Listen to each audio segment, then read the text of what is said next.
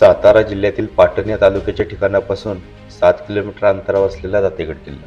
किल्ल्याच्या मुख्य दरवाजाची कमांड हासलेली असून दरवाजासमोर पायऱ्या बांधलेल्या. दरवाजाच्या आत दोन्ही बाजूस पहारेकऱ्यांच्या देवड्या आहेत. दरवाजातून आत आल्यानंतर समोर कातळात कोरलेली मारुतीची मूर्ती आहे. याच्या बाजूला गणपतीची मूर्ती असून दोन्ही मूर्ती अतिशय सुंदर आहेत. याला लागूनच गडमाथ्यावर जाणारा कातळकोरीव मार्ग असून याच्या पायऱ्या संपूर्ण खडक करून निर्माण केल्या. गडावर आल्यानंतर सर्वप्रथम कातळात कोरलेली प्रचंड मोठी तलवारीच्या आकाराची विहीर नजरेस पडते. विहिरीत उतरण्यासाठी लहान व मोठ्या अशा दोन्ही आकाराच्या पायऱ्या कोरलेल्या. यापुढे टाके व चौतरी पाहायला मिळतात. किल्ल्यावरील उंचवट्यावरून संपूर्ण गडमाथा नजरेस पडतो. दातेगडावरून गुणवंतगड तसेच खूप दूरवरचा परिसर नजरेस पडतो. मध्ययुगात चिपळूण, पाटण, कराड, विजापूर हा व्यापारी मार्ग होता.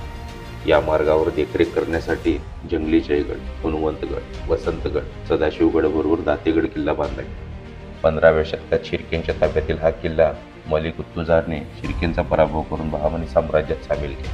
बहामनी साम्राज्याच्या अस्तानंतर हा किल्ला आदिलशाहीच्या ताब्यात आला. अफजल खानाच्या वधानंतर 1673 साली सातारा मोहिमेत छत्रपती शिवाजी महाराजांनी हा किल्ला जिंकून घेतला. याच काळात दातेगडाचे सुंदरगड असे नाव ठेवले.